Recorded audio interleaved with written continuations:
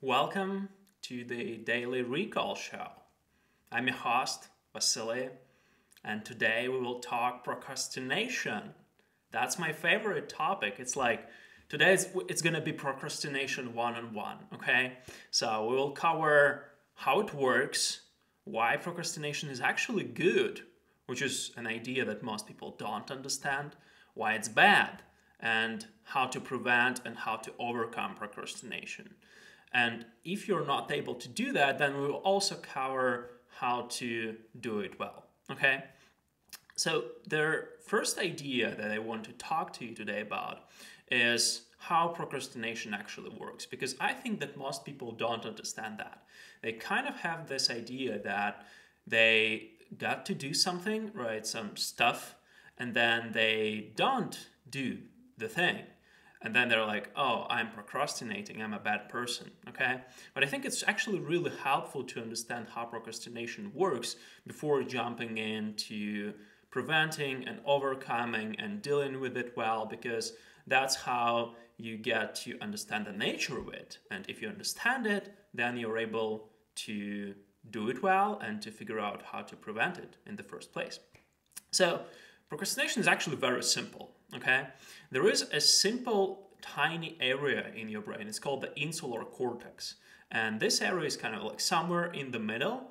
And whenever you get to do or actually get to think about something that is not pleasant or painful, and that actually refers to both physical pain and kind of like emotional pain, right? Whenever you get to think about something unpleasant, like writing this long thesis work that you gotta submit by some deadline, right?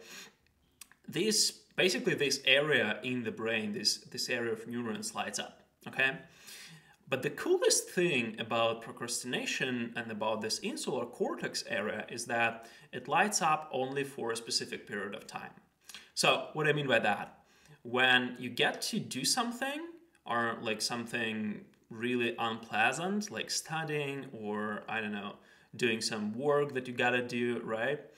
You have this urge to not start doing it, which is exactly what procrastination is. And this urge stems from this insular cortex area in your brain that lights up when you get to like even think about this stuff, okay? And that is how procrastination works. That is all there is. And it's helpful to understand that, because once you understand that, you get to understand the next idea, which is how to actually deal with that. And we're going to talk about that in just a couple minutes. But first, I want to cover why procrastination is good.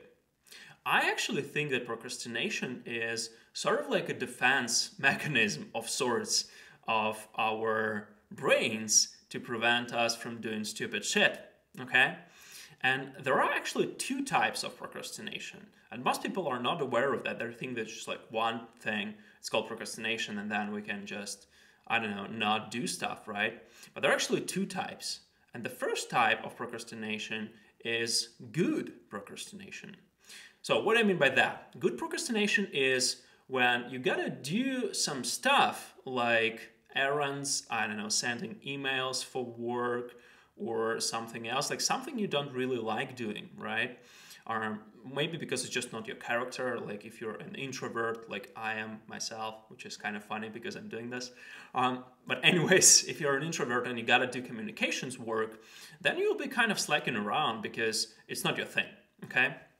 So a good procrastination is when you gotta do something that you don't like doing, but instead of doing this thing, like sending emails, making calls, whatever that is, you actually do something that you really like doing. For example, writing. So that's my thing, okay? And I usually find myself procrastinating on those things, those activities and projects that come from like the world, from external circumstances that prevent me from doing what I really like doing. And therefore, I procrastinate on them. And that's actually really cool, because that means that procrastination is a useful tool to figure out what you're actually into, what is your thing, right? Because if you procrastinate on doing this stupid shit that the world is kind of pushing you to do, then you will be naturally inclined towards doing something really interesting, which is how you can discover what's your thing in the first place, and which is how you can kind of like figure out what you want to do with your life. So that's actually good. And the second type of procrastination is bad procrastination, when you gotta do something that you really like doing and that you think is important, like writing for myself, but you're like slacking around and not kind of getting started at all. So that's bad procrastination, okay? And it's actually, procrastination is actually really bad. Like this second type is really bad because it's like you are like slowly cutting off from the result of your work that will be there in the future for you, okay? So one way you can think about it is that you probably have some dreams or some goals or whatever, right? And I want you to imagine that you have already achieved them, okay? So just imagine that whatever your goal is, like make $1 billion, I don't know, build a house for yourself, have a family. I want you to imagine that you have already achieved that goal, okay? And once you do that, once you picture this goal right in front of you, so what procrastination, the bad procrastination is actually doing to you, it's kind of like what Thanos did, right? When he hit the glove and the Spider-Man was in Tony Stark's hand, like kind of slowly fading out and disappearing. So that's what you do to your goals. You let them suffocate and you let them bleed and you let them slowly die. Because actually all really big and interesting things in life, they come from compound interest, from something that kind of keeps on compounding over time. And they actually come from something that you cannot really produce very quickly, okay? So for example, a fit body is something that you cannot achieve in one day, no matter how hard you work out. If you want to be like Arnie, no matter how much time you spend today in the gym, you're not going to be like Arnie, right? You're going to be like Arnie only if you spend that much time for 10 years. So that's actually why procrastination is really bad. And another metaphor of understanding that is that it kind of kills you slowly. It kills these dreams slowly. So in the 19th century, there were these popular guys in the circus who were who were taking small dose of arsenic, which is a poison, which is a very poisonous thing. But they were taking like a dose so small that kind of dose didn't kill them right there, but then it slowly built up, okay? And the poison slowly built up in their bodies and eventually they were dead. So whenever you get to procrastinate, the second type of procrastination, whenever you procrastinate bad, that's what you do to yourself. That's what you do to your goals, okay? And let's now actually talk like how to prevent and overcome procrastination. And there are two ideas here. The first one is how to deal with that whenever you get to do something and you're like, I don't feel like doing that. And the idea is actually very simple. It stems from this understanding of what procrastination is, which is the insular cortex in your brain lighting up. And when you understand that, you actually get to understand the second idea, which I mentioned earlier a couple of minutes ago, that the best way to overcome procrastination is to just start doing the thing. And the reason why is because whenever you just get to it, whenever you just start doing it, what actually happens is kind of magical. Like this area in your brains, the insular cortex that lights up whenever you get to experience pain or even think about something unpleasant, it starts to fade out 10 to 15 to 20 minutes later after you get to do the thing. And usually, like the best trick that works for me is that I tend to procrastinate when I have a really like giant, enormous task in front of me, like publish an essay or something like that. And that is just like, it's really, really huge one, right? So I cannot complete it in one go in any way whatsoever. And therefore, I'm like, wow, it's so big. So I better not get started anyways, right? So that's procrastination. And the best way to trick yourself is to shift your focus from completion into doing the thing. And you can actually gamify that thing. So the best way would be to set a timer for like 10 to 15 to 20 minutes and to actually limit yourself, to set up a constraint that you can do this thing only for this tiny amount of time in a day.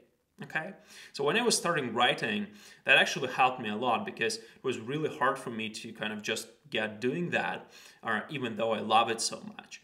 Because like when I'm trying to produce a 20,000 word essay, that takes a lot of time, so it's kind of hard to push yourself to do that.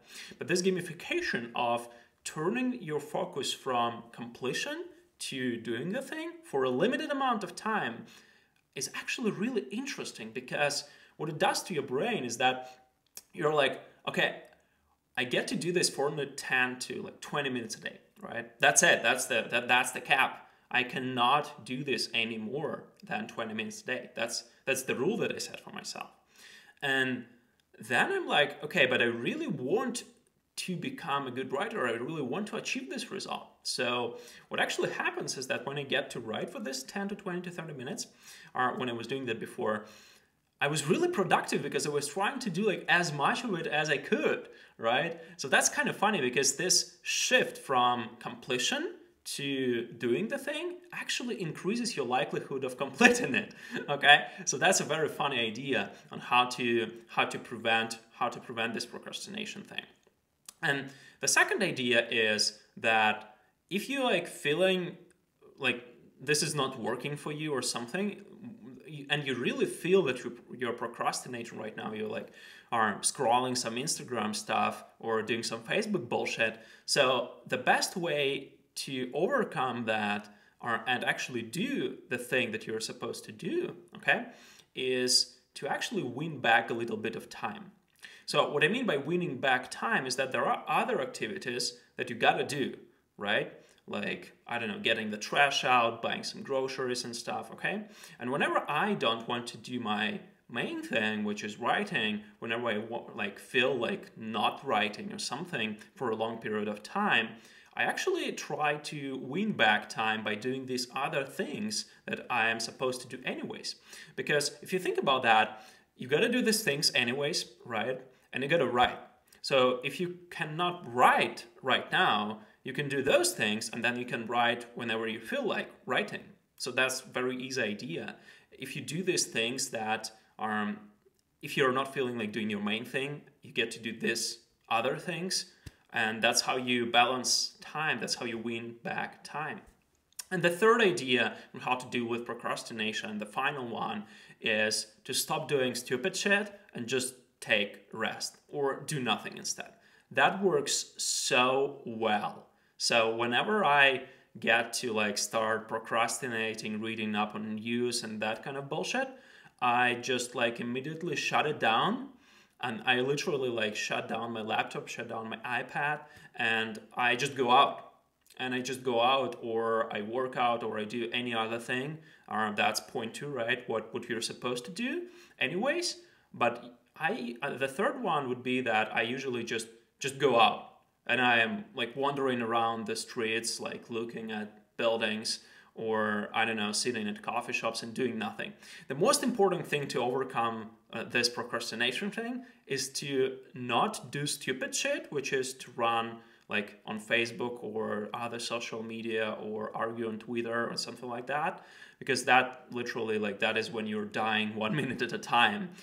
But to do nothing instead, because doing nothing is actually a really interesting idea, because doing nothing actually provokes your curiosity to do something.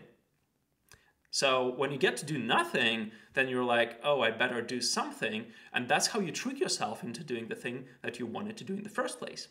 So thanks you guys for watching. This was Procrastination 101. I hope it's helpful, and let me know in comments if you have any more thoughts on that. Take care.